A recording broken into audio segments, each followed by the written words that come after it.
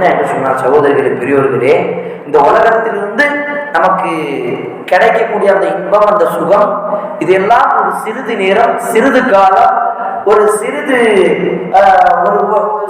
சிறிது ஆண்டு வரைதான், சிறிது வருடம் வரைதான், ஒரு 60 வருடம் 70 வருடம், அவ்வளவுதான் நம்முடைய வாழ்க்கை. அந்த ஒரு இன்பம், அந்த சுகம். அதனால்தான் சூரத்துல் ஷுஆரா 26வது அத்தியாயத்தில் அல்லாஹ் கூறுகின்றான், அஃபரைத இன் மத்தஅனாஹும் ஸினீன், நான் உங்களுக்கு வாழ்வதற்கு, இந்த சுகத்தை அனுபவிப்பதற்கு நான் உங்களுக்கு சிறிது நேரம், சிறிது காலம், உங்களுக்கு சிறிது இந்த உலக வாழ்க்கையில் வாழ்வதற்கு சிறிது அவகாசம் கொடுத்திருந்தேன். ஆனால் உங்களுக்கு வாக்களிக்கப்பட்ட அந்த அதாப், அந்த மரணம் வந்து விட்டது என்று சொன்னால், அந்த நேரத்தில் நீங்க என்ன செய்றீங்க?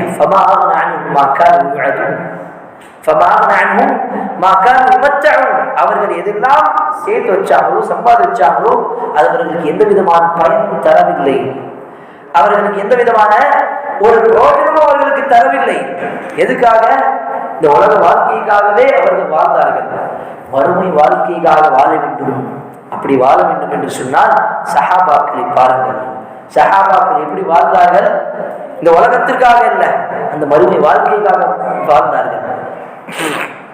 ஹதீஸ்ல பார்க்கிறோம், அல்லாஹ்வின் தூதர் ஸல்லல்லாஹு அலைஹி வஸல்லம் சஹாபாக்களை நோக்கி சொன்னார்கள், இந்த சஹாபாக்களுடைய பெயருக்கு சொன்னார்கள், இவர்களெல்லாம் சொர்க்கவாதிகள், இவர்களுக்கெல்லாம் சொர்க்கத்துடைய நற்செய்தி சொல்லப்பட்டிருக்கிறது. அஷரத்துல் முபஷ்ஷரா, அதில் ஒருவர் யார் தெரியுமா?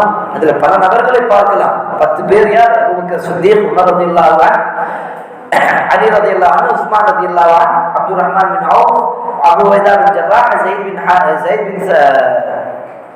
ஸைத் பின் சயீத், இந்த மாதிரி 10 பேர் இருக்காங்க. இந்த 10 பேர் அல்லாஹ்வுடைய தூதர் சொன்னதுக்கு பிறகு இந்த உலக வாழ்க்கையில் நன்மையே செய்ததில்லை. அப்படி கிடையாது. அதுக்கப்புறம் தான் நிறைய நன்மைகள் அவர்கள் சம்பாதிச்சு ஆரம்பிச்சார்கள்.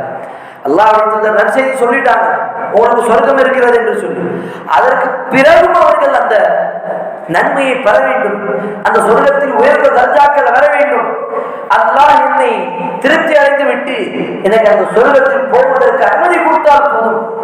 அப்படிதான் இந்த உலக வாழ்க்கையில் அந்த சஹாபாக்கள் வாழ்ந்தார்கள். பெரியவர்களே, அபூபக்கர் சித்தீக் ரலியல்லாஹு அன்ஹு அவர்கள் அல்லாஹ்வின் தூதர் ஸல்லல்லாஹு அலைஹி வஸல்லம் ஒருமுறை கேட்டார்கள், இன்னைக்கு யார் ஜனாசா தொழுகை தொழுதார்கள்? அபூபக்கர் சொன்னார்கள், நான்.